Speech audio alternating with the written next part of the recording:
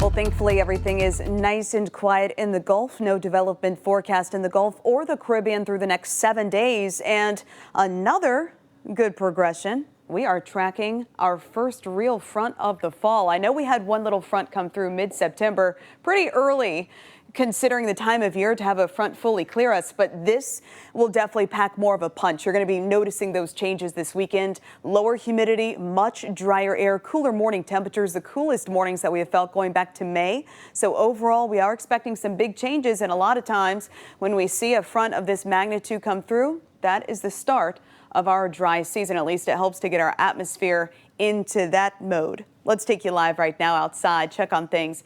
Beautiful shot from our Fox 4 tower camera looking toward the east down Pine Island Road this evening.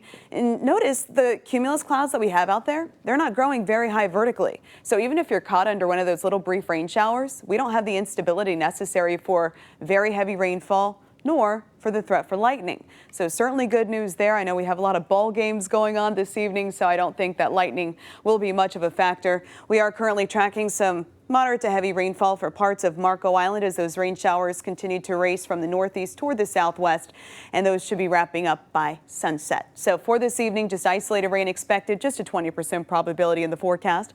Clear skies at 10 o'clock with those temperatures to 80 degrees. And then tomorrow morning we'll kick things off in the mid-70s with partly cloudy skies. So a closer look at that front. I love this graphic because it really displays what that front's going to be doing to the atmosphere as a whole, not just in the low levels, but also in the mid and upper levels of the atmosphere.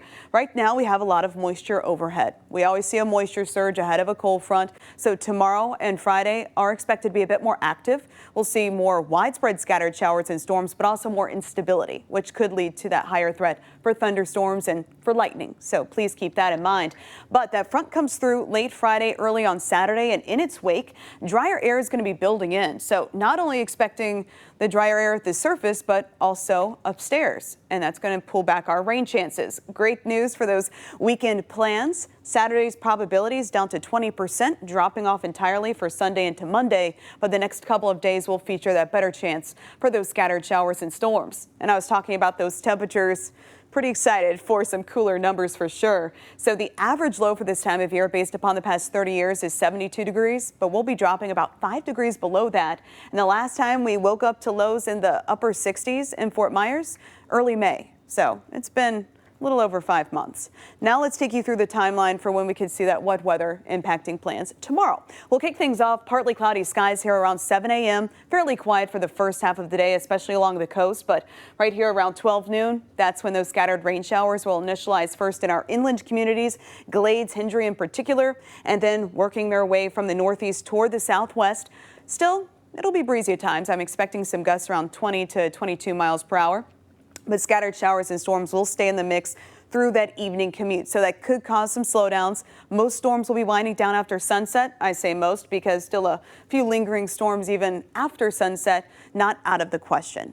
As for those high temperatures, we're expecting them to run in the upper 80s. Scattered storms into the evening, winding down generally again after sunset. Looking ahead to that 7-day forecast, cooler mornings, but also cooler afternoons. Highs over the weekend expected in the mid 80s.